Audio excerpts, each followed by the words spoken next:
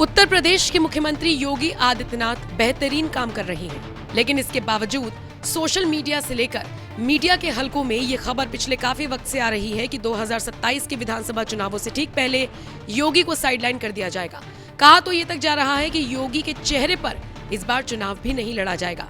हालांकि प्रैक्टिकली ये बिल्कुल इम्पॉसिबल सा महसूस होता है, क्योंकि प्रदेश में बीजेपी का सबसे बड़ा चेहरा अगर कोई है तो वो योगी आदित्यनाथ ही है। और सबसे दिलचस्प बात देखिए, प्रदेश की जनता कह रही है कि अगर योगी को साइडलाइन किया गया तो 2027 के चुनाव बीजेपी भूल जाए। ये सारी खबरें कहां से शुरू हुई? ये खबरें शुरू हुई उस वक्त जब केजरीवाल ने जेल की सलाखों से बाहर आकर बड़ा ऐलान किया। उन्होंने कहा कि योगी को साइडलाइन कर दिया जाएगा। अब मोदी जी अगले साल 17 सितंबर को रिटायर होने वाले हैं, तो मैं बीजेपी से पूछना चाहता हूं, आपका प्रधानमंत्री का दावेदार कौन है?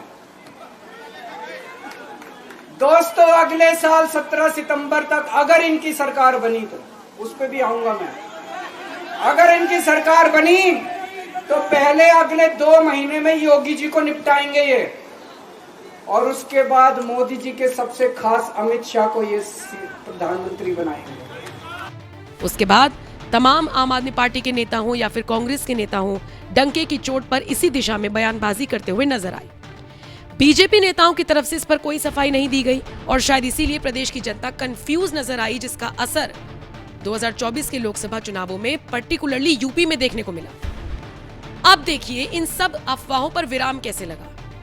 यूपी में योगी के सबसे पसंदीदा, सबसे भरोसेमंद और सबसे चहेते अफसर को तैनात कर दिया गया है, और वो भी यूपी के सबसे बड़े अफसर के तौर पर। हम बात कर रहे हैं मनोज कुमार सिंह की। 1988 बैच के आईएएस अधिकारी मनोज कुमार सिंह को राज्य के मुख्य सचिव के तौर पर नियुक्त किया गया है।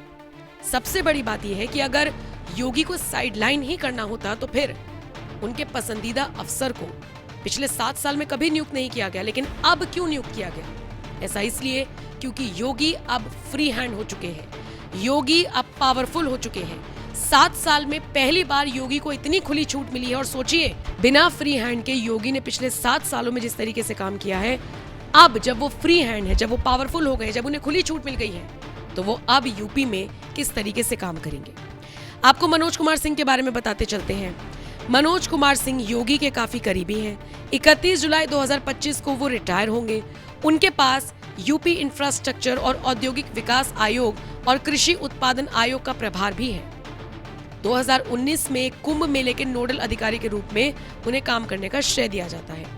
उनकी नियुक्ति से साफ तौर पर जाहिर होता है कि योगी ने अपनी स्थिति को मजबूत कर लिया है, और खासकर तब जब 2025 में प्रयागराज में महाकुंभ होना है और 2027 में यूपी विधानसभा चुनाव होने हैं। अब देखना दिलचस्प रहेगा कि मनोज कुमार सिंह की नियुक्ति उत्तर प्रदेश में योगी के लिए किस तरीके से फायदेमंद साबित होती है। हालांकि नियुक्त होते ही मनोज कुमार सिंह एक्शन में आ गए हैं। सबसे पहले वो हाथरस पहुंचे।